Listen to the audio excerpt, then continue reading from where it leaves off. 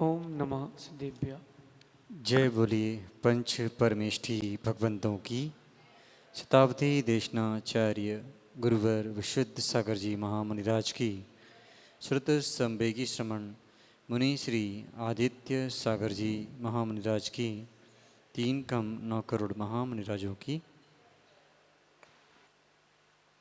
सर्वप्रथम सभी लोग पूज्य श्री को नमोस्तुति कर लें।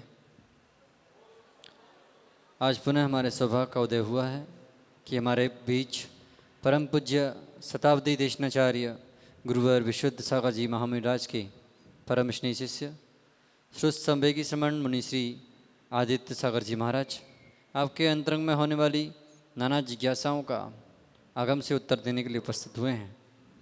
सर्वप्रथम उन लोगों को मौका दिया जा रहा है जो ऑनलाइन पर हैं, फिर आपको मौका दिया जाएगा।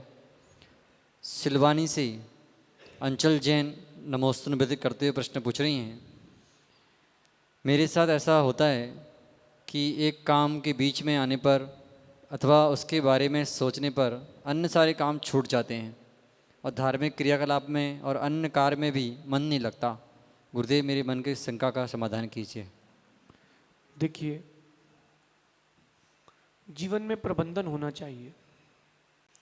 एक काम नहीं, आपके पास हजारों काम हो सकते हैं, लेकिन प्रबंधन होगा तो वो सारे काम एक साथ भी हो सकते हैं। एक अच्छा व्यापारी बहुत सारे भिन्न भिन्न सामग्री अपने दुकान पर रखता है और वो भिन्न भिन्न सब कुछ रखने पर भी मेंटेनेंस करके रखता है। आप भी जैसे गृहिणी है तो घर पे सारी चीज़ें मेंटेन रहती है, वो कहलाता है प्रबंधन। तो कोई नया काम अगर हाथ पर लेते हैं तो पुराना ना छोड़ें, समय का डिवाइडेशन कर लें, सर्वश्रेष्ठ यही है। अगर आपने समय का डिवाइडेशन कर लिया है तो प्रबंधन हो जाएगा। मैं भी लेखक हूँ, लिखता हूँ, वक्ता हूँ, कहता हूँ, और भी बहुत सारी क्रियाएं हमारी निरंतर चलती हैं। इन सब के बीच में भी मैं अपने लिए भी समय निकालता हूँ, अपनों के लिए भी समय निकालता हूँ। तो पूरा काम प्रबंधन का है। जब कोई नया काम हाथ पर लें तो इतना विवेक और इतना ध्यान रखें, पुराना काम जो लिया है भले ही समय बांट दें, 10 दिन की जगह 20 दिन में वो काम हो जाएगा, लेकिन प्रबंधन करके चलेंगे तो अच्छा रहेगा। कोटा से मोक्षिका जैन नमोस्तुति करते हुए प्रश्न पूछ रही हैं। जो लिखा होता है वही होता है, अभी हमें गलत लगता है, चीज़ें स्वीकार नहीं कर पा रहे हैं, बहुत सारे प्रश्न मन में आते हैं, उत्तर नहीं मिलते, चीज़ों को स्वीकार करना चाहते हैं पर नहीं कर पाते। जैसे चिंता या तनाव होता है, महाराज जी भगवान जी जो जो अच्छा करेंगे वही चीज़ अभी स्वीकार नहीं हो रही है, जो हो गया वो चीज़ें मानसिक रूप से परेशान करती हैं। महाराज जी खुद को कैसे बनाएं और खुद को कैसे स्वीकार करें? देखिए, एक ही बात है कि leave the past, leave the past, live in present for the future. अब पुरानी बातें जब तक याद रखेंगे तब तक दुखी रहेंगे, और जितनी याद रखेंगे उतना दुखी रहेंगे। ये मेरा नहीं, आप सबका अनुभव होगा कि आपको उतनी चीज़ें याद रखना चाहिए जितनी ज़रूरी है।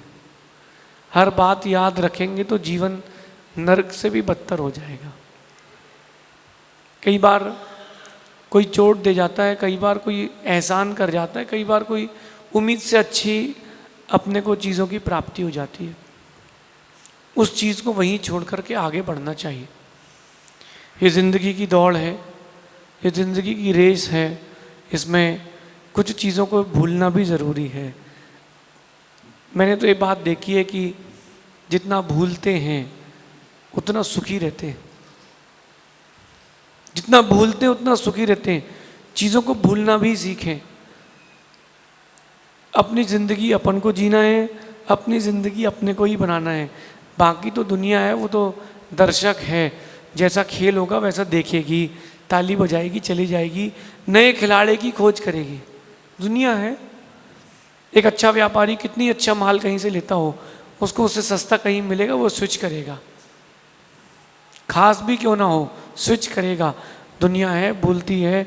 आचार्य भगवान विद्यासागर जी महाराज गए, दुनिया है, अब आगे बढ़ गई है।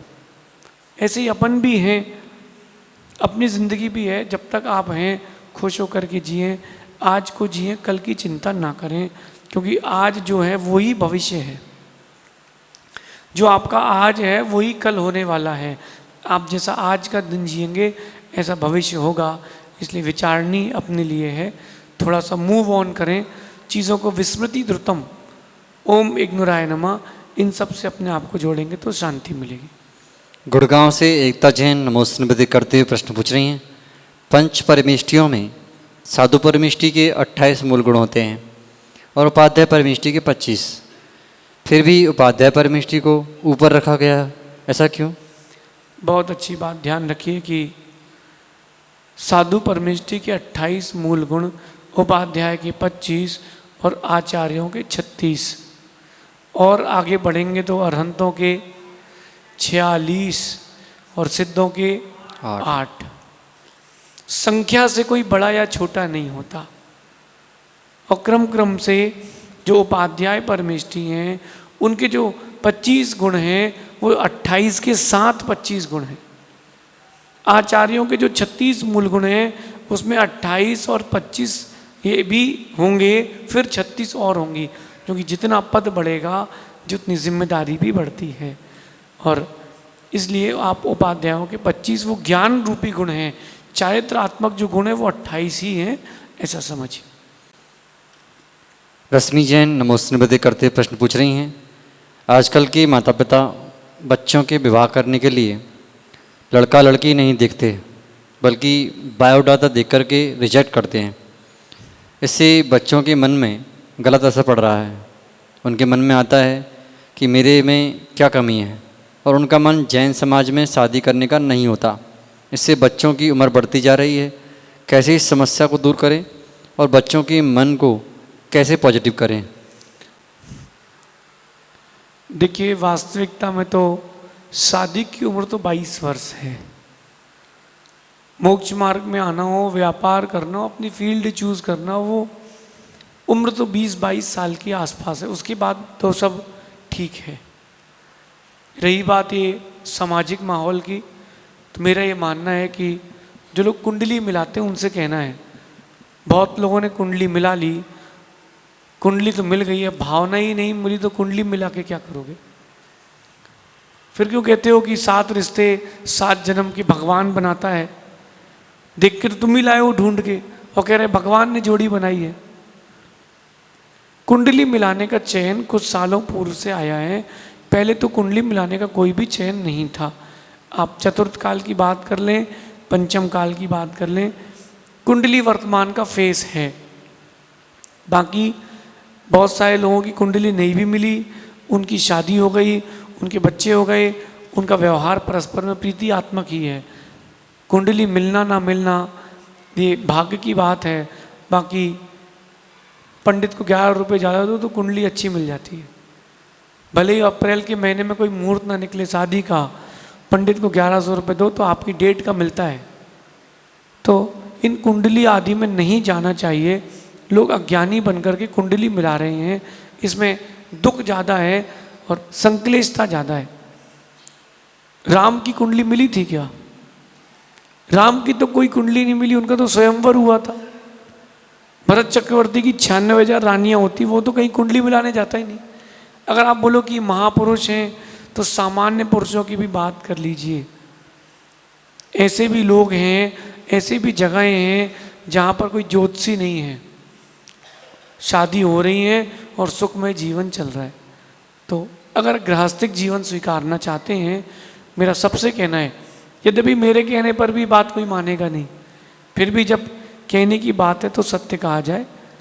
कुंडली मिलाते भी हैं अगर, तो केवल मैत्री अकेली देखना चाहिए कि परस्पर की मैत्री कितनी है। 30 साल की जिंदगी शादी के बाद की, कितने साल की? 25 में शादी हो रही और 55-60 साल की उम्र सामान्यतः, तो 30 साल की तो जिंदगी है।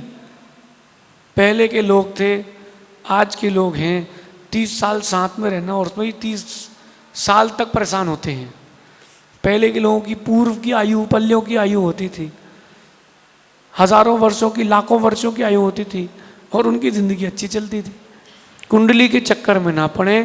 कुंडली तो सब वर्तमान का पुण्य पाप है, विवाह, अगर आपको व्यवहार मिलता है तो विवाह आदि की क्रिया भी कर सकते हैं। भाव मंगल से मंगल कुछ नहीं होता, ऐसा समझिए। कोटा से मीनाक्षी जिंदल नमोस्तु निवेदित करते हुए प्रश्न पूछ रही हैं, आजकल के लड़के लड़कियों के साथ टाइम पास करते हैं, झूठा प्यार जता करके दिल तोड़ देते हैं, क्या इसका समाधान है? देखिए बात तो सही है और ऐसा दोनों पक्षों में है।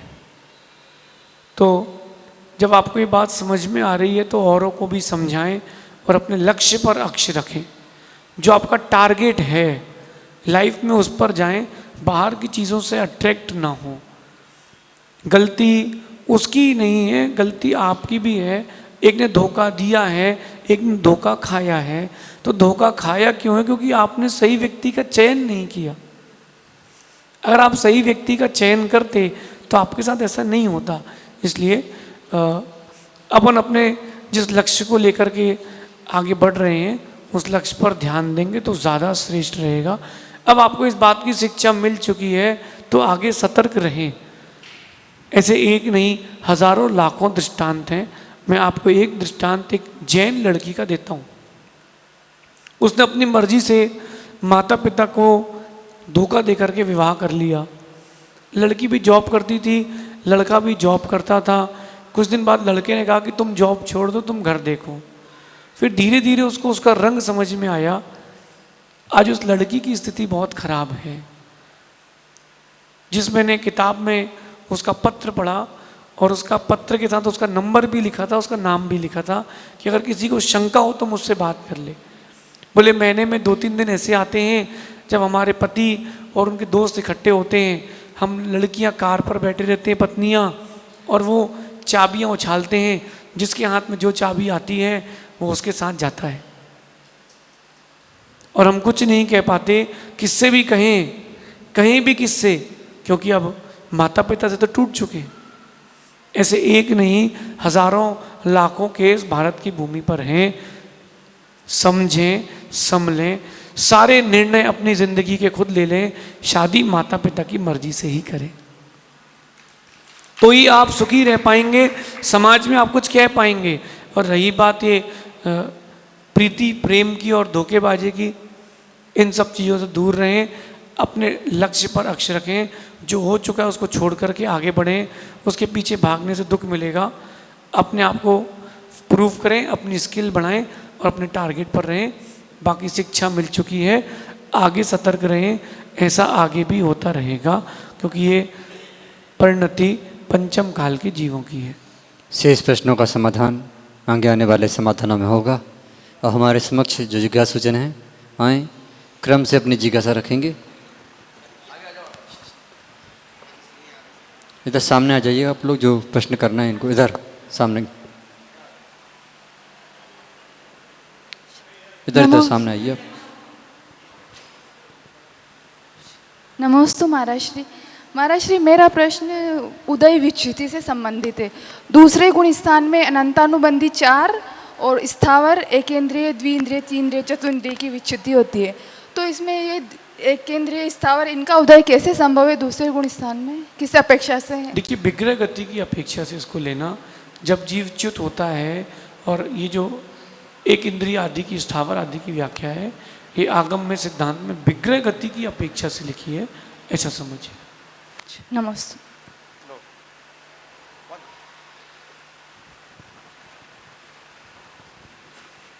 मुनिराजों के चरणों में नमोस्तु गुरुवर। जो लोग काम करते हैं उन चीज़ों में मैं जीरो हूँ, और जो लोग नहीं करते उन चीज़ों में मैं हीरो हूँ। महाराज, मेरा प्रश्न ये है कि अगर कोई को संदेश देने के लिए या जैन धर्म की प्रभावना के लिए मैं अपनी तारीफ भी करूँ, कोई चीज़ बताऊँ, तो उसमें भी दोष लगेगा? देखिए ये नहीं, अगर प्रेरणात्मक रूप में आप बता रहे हैं तो कोई दोष नहीं है।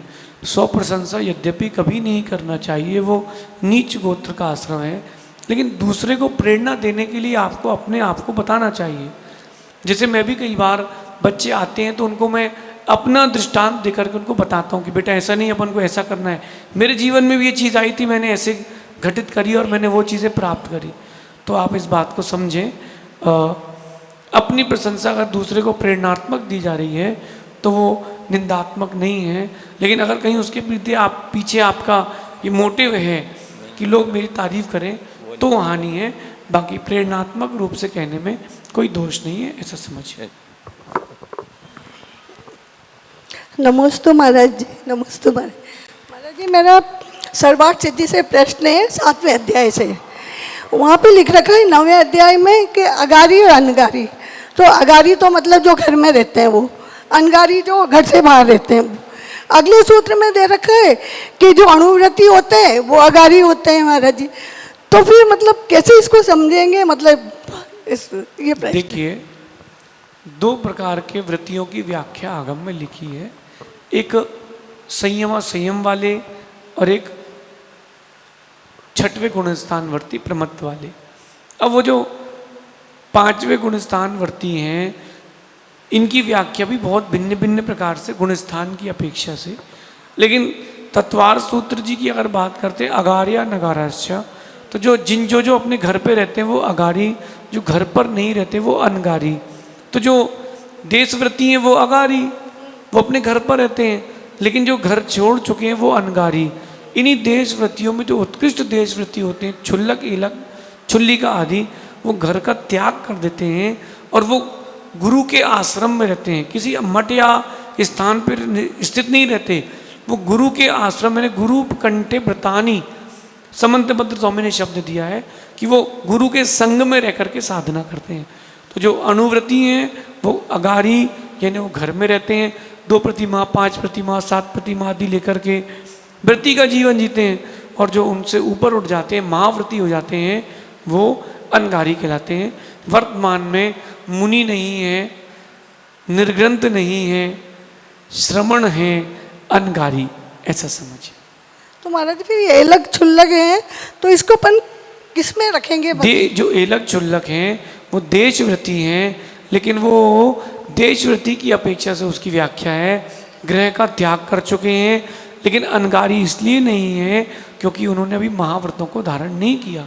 अगर अनगारी की अपेक्षा से बात की जाए तो घर का त्याग करके दूसरे घर में रहने वाला व्यक्ति अनगारी नहीं कहलाएगा। घर में ममत्व नहीं होना चाहिए। छुल्लक, एलक या छुल्लिका माता जी जो हैं वो गुरु के आश्रम में रहते हैं, गुरु के संग में रहते हैं, वही उनका स्थान है, ऐसा समझिएगा। नमस्ते महाराज।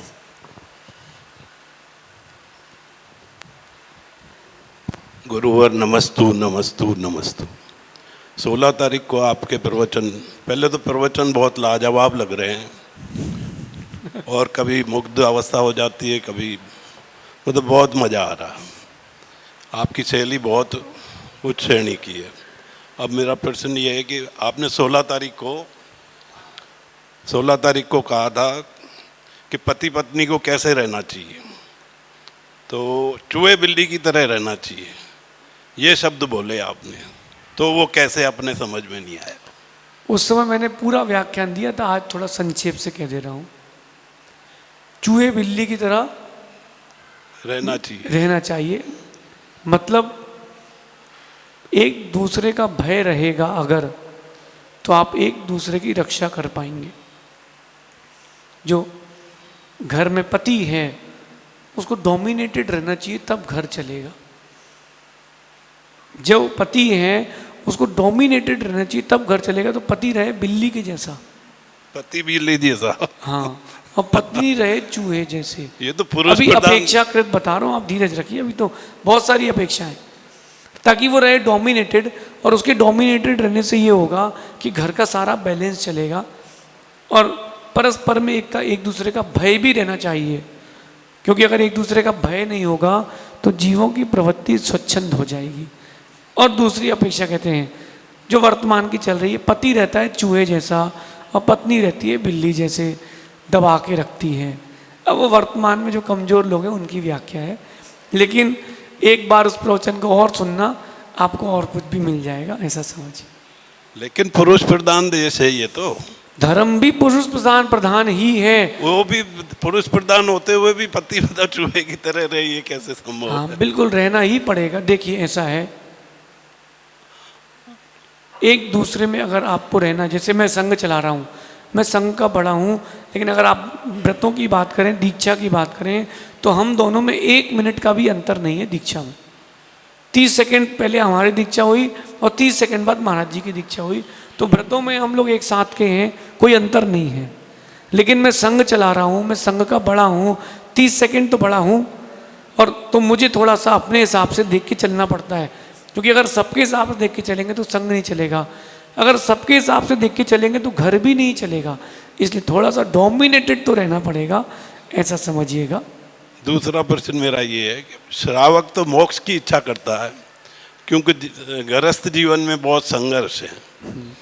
क्या मुनिवर भी मोक्ष की इच्छा करते हैं, या इस तरह आध्यात्मिक ये बहुत अच्छी बात। देखिए, आपका उत्तर जो है वो स्वरूप संबोधन परिशीलन ग्रंथ में है। मैंने आपको उस ग्रंथ को पढ़ने के लिए भी एक बार कहा था, स्वरूप संबोधन परिशीलन। वो मिला नहीं मेरे को, मिला नहीं, उसको वर्तमान में उसकी PDF तो मिल गई है, ग्रंथ उपलब्ध होगा तो आपको देता हूँ मैं। उसी ग्रंथ में बात लिखी है, यस्य मोक्षे पिनाकांक्षा स मोक्ष मधिगच्छति। जिसको मोक्ष की आकांक्षा नहीं है वही मोक्ष जाता है। लेकिन उसी श्लोक के अगले श्लोक में एक बात और अकलंग स्वामी ने लिखी है कि जब तक मोक्ष की आकांक्षा है तब तक मोक्ष नहीं। लेकिन इसके बाद एक बात लिखी, सांसारिक आकांक्षाओं की अपेक्षा मोक्ष की आकांक्षा श्रेष्ठ है। क्योंकि बहिरंग आकांक्षाएं तो आपको संसार में घुमाएंगी।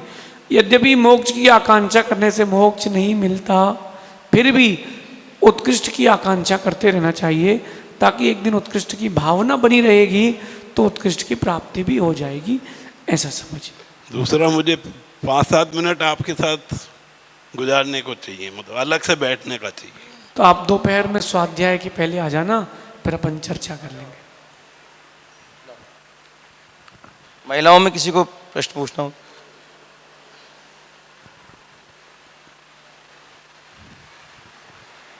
सिमंदर 20 तीर्थंकर हैं और 24 तीर्थंकर हैं, तो ये सिद्ध बन गए क्या? देखिए, भरत ऐरावत में जो तीर्थंकर थे वो तो सिद्ध बन गए, लेकिन जो विद्यमान 20 तीर्थंकर हैं अथवा विदेश क्षेत्र आदि के तीर्थंकर हैं, कुछ तीर्थंकरों का नाम फिक्स है। सिमंदर आदि जो 20 विद्यमान रहते हैं उनके नाम की निश्चितता है कि जो भी तीर्थंकर बनेगा उनका नाम यही होगा।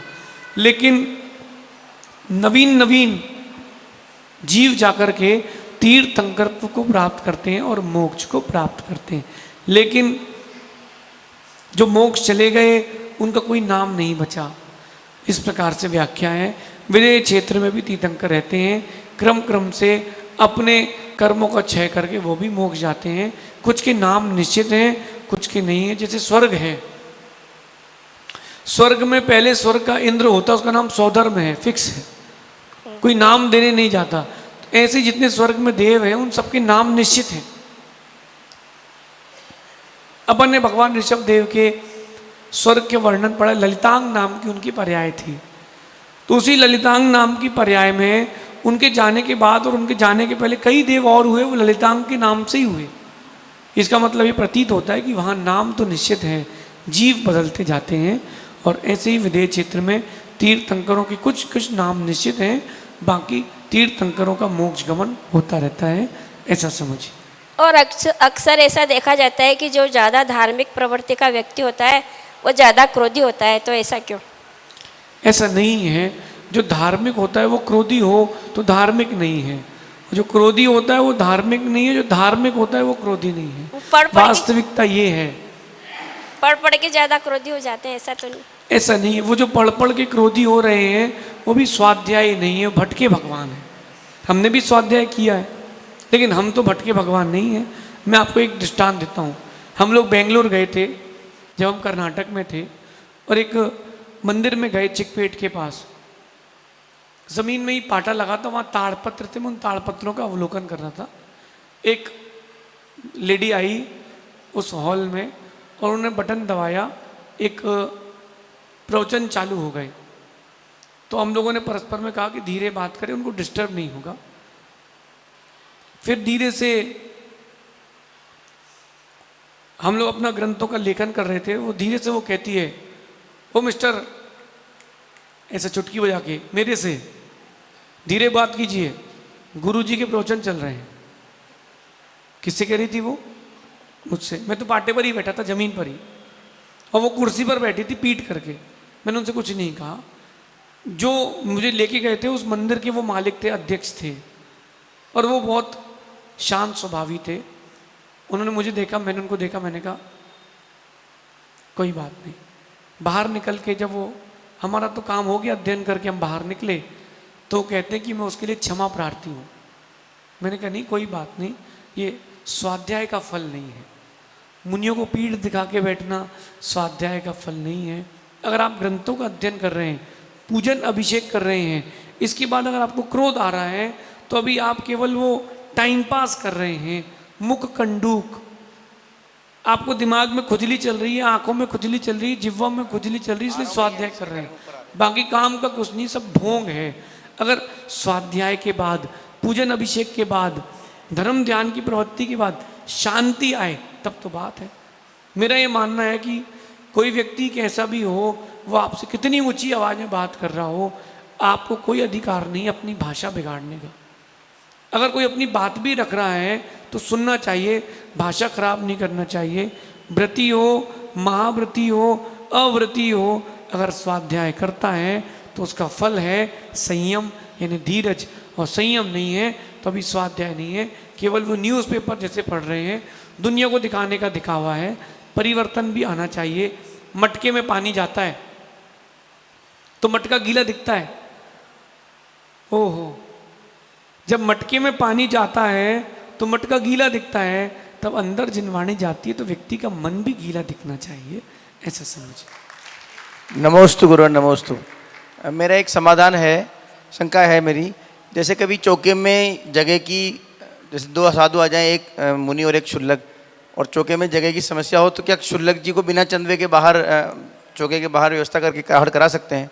देखिए ऐसा है कि परिस्थिति वसात है, परिस्थिति, लेकिन आगम में लिखा है कि बिना चंदेवे के साधु को आहार नहीं करना चाहिए। कई जगह 7 जगह चंदेवे का वर्णन है, कई जगह 9 जगह चंदेवे का वर्णन है।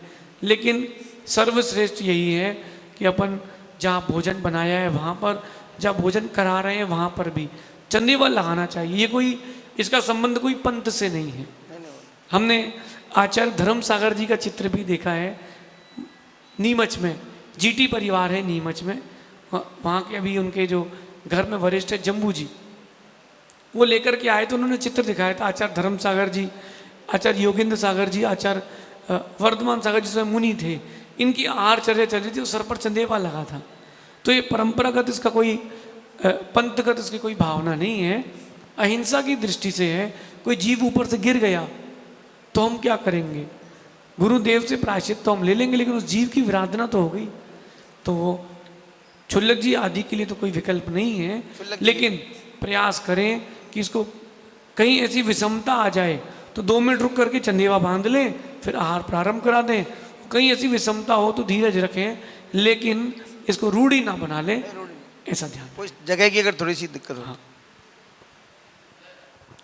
जैसे अभी आपको पता है कि हमारे यहाँ हो सकता है कि 2 महाराज पड़क जाएं, तो आपको पहले से ही 2 चंदेवे लगा के रखना चाहिए। मैं आपको एक बात, अपना दृष्टांत सुनाता हूँ।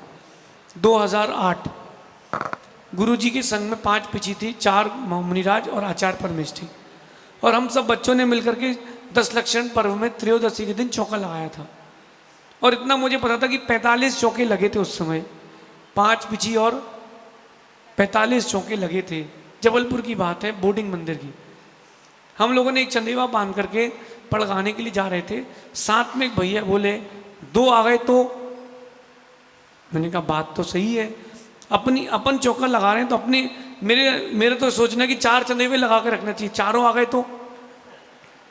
तो एक ने बोला कि 2 आ गए तो किसी ने बोला अगर 4 आ गए तो, 5 आ गए तो। बात तो सही है। तो हम लोगों ने उस हॉल में जहाँ हम लोग शिवर आरती थे 5 पाटे लगाए, 5 चंदेवे लगाए, 5 जगह थाली और टेबल की व्यवस्था की। अगर 5 साधु आ गए तो अपना सौभाग्य है। और हम लोग पड़गान करने खड़े हुए। एक महाराज श्री का उपास था, उनका रत्नत्रय का तेला चल रहा था, लेकिन जो 4 पिछी थी गुरुदेव के सहित, वो चारों हमसे एक साथ हम लोगों से पड़क गई थी। 45 चौके पूरे खाली गए थे। हम बच्चों का चौका भरा था, अगर मैं चंदेवा नहीं लगाता तो आज भी पछतावा होता कि गुरुदेव लौट गए थे। तो अगर अपने को पता है कि संग है, और कई बार क्या होता है किसी के यहाँ से लौट के आना पड़ा, चंदेवा नहीं होगा तो मैं तो लौट जाऊंगा, मैं तो लौट, क्योंकि श्रावक की विवेक की क्रिया है ना। अब श्रावक के पास विवेक ही नहीं है तो क्या कर सकते हैं। विषमताएं दूसरी हैं, बिहार आदि चल रहा है, कोई विषमता है, वो बात दूसरी है। बाकी जैसे नगर में आए हैं तो मेरा तो ये मानना है कि आपको तो चारों की व्यवस्था करना चाहिए। हो सकता कहीं से लौट आए तो एक व्यक्ति क्या मेरे आहार हो गए और 17-18 चौके थे, और वो कहता है कि गुरुदेव अब दोबारा तो मौका कब मिलेगा। मैंने कहा धीरे धीरे तेरी भाग्य हुआ तो एक चौके में मैं गया और दूर था वो चौका, और वहाँ से आते आते लौट रहा था क्योंकि कुछ वहाँ जीव दिख गया, लेट हो गया था। जिसके यहाँ एक दिन पहले हुए तो उसी के यहाँ फिर हो गए। तो अपनी अपनी भवितव्यता है। तो इमरजेंसी की बात अलग है, लेकिन नगर आदि में हैं तो क्षुल्लक जी भी लौट जाएंगे, ऐसा समझिए। नमोस्तु महाराज। नमोस्तु गुरुवर। महाराज जी, जैसे बाल ब्रह्मचारी साधु जब समाधिस्थ होकर स्वर्ग में जाते हैं तो फिर उनको तो वहाँ देवियों के साथ रहना पड़ता है, तो फिर इसे डिमोशन कहेंगे या प्रमोशन कहेंगे? बहुत अच्छी बात। देखो माँ, भुक्ति मुक्ति दातार हैं 2400 जिनराज जी, पढ़ी ना पंक्ति आपने? हाँ। ये जो पंक्ति है इसको कुछ अज्ञानियों ने आजकल भक्ति मुक्ति कर दिया है, ये नहीं है। तत्वानुशासन ग्रंथ का पद्यानुवाद है, भुक्ति मुक्ति दातार। जो भी अपन साधना कर रहे हैं, अगर चरम शरीरी है तो मुक्ति, और चरम शरीरी नहीं है तो भुक्ति मिलेगी ही मिलेगी। एक बात ध्यान रखना, 7वां गुणस्थान मरण का तो है, लेकिन मरण करते ही गुणस्थान गिरेगा, चौथा हो जाएगा। मुनिराज क्यों ना हो, जैसे ही मरण होता है गुणस्थान चौथा। अब वो 4 गतियों में मनुष्य तो बनना चाहते नहीं, क्योंकि मनुष्य से मनुष्य मिथ्या दृष्टि बनेगा, तिरंच नार की कोई बनेगा नहीं, मतलब बनने की चाह नहीं है। बनेंगे क्या? देव। अब वहाँ ऊपर देव बनेंगे तो उनको भोगों भोग की सामग्रियाँ मिलेंगी, वो लिप्त कितना होते वो उनके ऊपर है। मूल शरीर वहीं छोड़ दिया देवी के पास, और बाकी उत्तर शरीर को लेकर के नंदीश्वर की यात्रा पर निकल गए। ये क्रम करते हैं तो उनका डिमोशन नहीं हुआ, उनका प्रमोशन हुआ है। गुणस्थान तो गिरेगा, इसमें कोई शंका नहीं, लेकिन वहाँ सिमंदर स्वामी की देशना सुनेंगे, साक्षात तीर्थंकरों को देखेंगे, तो डिमोशन नहीं, वो प्रमोशन ही है। और पूजपात स्वामी कहते हैं कि जब इंतज़ार करना ही है गाड़ी का, लक्ष्य का, मंजिल का, तो छाँव में होकर के किया जाए ना। अगर आप इंतज़ार करो कि गुरुदेव यहाँ से निकलेंगे हम पाद प्रक्षाल करेंगे, तो आप छाँव में खड़े होगे ना। ऐसी संसार की तपन है तो स्वर्गों की छाँव में ही बैठना पड़ेगा, लेकिन जो ऊपर लिप्त हो जाएगा उसकी गाड़ी फिर से वापस संसार में घूमेगी, ऐसा समझिए। नमोस्तु महाराज। नमोस्तु महाराज। महाराज जी, एक यहाँ एक प्रसंग ये आया है कि व्यवहार ने को झूठा बताया है, तो कुछ विद्वानों ने उसका इंटरप्रिटेशन इतना गलत ले लिया कि वैसे व्यवहार जब झूठा है तो सारी चीज़ें झूठी हो गई, उनका ये मानना है। तो आपसे मैं ये चाहूँगा कि मेरा जो स्वाध्याय था उसमें मैंने देखा कि भाई तीर्थंकर की वाणी भी व्यवहार ने से खरी है, सारी क्रियाएं व्यवहार ने से, तो क्या उस व्यवहार ने को कब झूठा माने और कब सच्चा माने, ये थोड़ा अच्छी बात देखिए। भगवान कुंदकुंद स्वामी ने समय सार जी में गाथा लिखी, व्यवहारो भूदत्तो भूदत्तो देसी दोषु शुद्ध नयो। जो ये पंक्ति है इसको गंभीरता से समझना कि व्यवहारा अभूतार्था, लेकिन वो अपेक्षाकृत कथन है। जो जीव नए की विवक्षा नहीं समझता वो भी स्वाध्याय करने के योग्य नहीं है। उभय नए की व्याख्या है, और कुंद स्वामी ने उसी समय सार में लिखा है, नए पक्को अधिकंतो भणियो जोशो सु समझसारो। व्यवहार नए को नहीं मानने वाला मिथ्या दृष्टि, निश्चय नए को नहीं मानने वाला मिथ्या दृष्टि, एक ही नए को मानने वाला भी मिथ्या दृष्टि। 2 पंखों से उड़ा जाता है, 2 नयों से ही तत्व का निर्णय किया जाता है। इसलिए व्यवहार नए निश्चय नए दोनों को मानना चाहिए। कुछ लोग ऐसे अज्ञानी हो गए हैं, उनके लिए मेरी पंक्ति है कि पानी पिए छान छान और जीव मारे जान जान। मतलब समझे आप कि पानी तो पिएंगे छान छान के और जीव मारेंगे जान जान के। अरे व्यवहार नय को हम नहीं मानते, हम तो निश्चय नय को मानते हैं। तो कथन तो व्यवहार से ही किया जाता है, निश्चय का तो जीवन जिया जाता है। और जो व्यवहार नय को नहीं माने, उसके लिए मैं आपको एक तरीका बता देता हूँ। मैंने आगरा में प्रैक्टिकल किया था, और वो प्रैक्टिकल आप भी अपने कोटा में भी कर सकते हो। एक लड़का मुझसे कहता है कि मेरे पड़ोस के दादाजी हैं, वो कहते मैं तो व्यवहार होता ही नहीं है, मेरा कुछ है ही नहीं, सब निश्चय का आनंद है। तो मैंने बोला उनके कितने बच्चे हैं? बोले 5। अब जो निश्चय को मानता है उसके 5 बच्चे कैसे हो सकते हैं? उसकी तो विवाह ही नहीं होगा। फिर भी मैंने कहा उनकी दुकान किसकी? तो बोले बेरिंग की दुकान है। तो मैंने उसको भेजा, वो गया, उसने पहले ग्रीस में हाथ लगाए और बोले दादाजी ये कुर्ता किसका है? बोले पुतगल का है। तो उसने कहा लाओ पहुँच ले। हाँ हाँ बोले अरे मेरे कुर्ता गंदा हो जाएगा। हाँ बोले वो तो कुर्ते से तो पहुँचेंगे हम। बोले नहीं नहीं नहीं नहीं कुर्ता गंदा हो जाएगा, नहीं नहीं नहीं नहीं। बोले वो तो कुर्ता आपका है ही नहीं, बोले व्यवहार से मेरा है। ऐसे अज्ञानियों के ऊपर जब बीतती है तब ये व्यवहार को अपना मानते हैं। तो ये एकांत पक्षी लोग हैं। अगर व्यवहार को बिल्कुल नहीं मानते हैं तो मिथ्या दृष्टि है। हाँ, व्यवहार को उतने ही समय अभूतार्थ माने जब निश्चय नय की लीनता हो। निश्चय नय के व्याख्यान में व्यवहार का अभाव ना करें। इन अज्ञानियों को एक बार आलाप पद्धति आदि ग्रंथ का व्याख्यान करना चाहिए। भगवान जिनेन्द्र देव ने कहा है निश्चय व्यवहार नया मूलम भेया नयान सब्बाणी। सभी नयों के 2 मूल भेद हैं, एक निश्चय नय, व्यवहार नय। दोनों को लेकर के चलें। एक पैर से नहीं चल सकते, एक पंख से नहीं उड़ सकते, एक नय से स्वाध्याय नहीं कर सकते। उभय नय को लेके चलना पड़ेगा। शेष अपन आगे देखेंगे। भगवान महावीर स्वामी की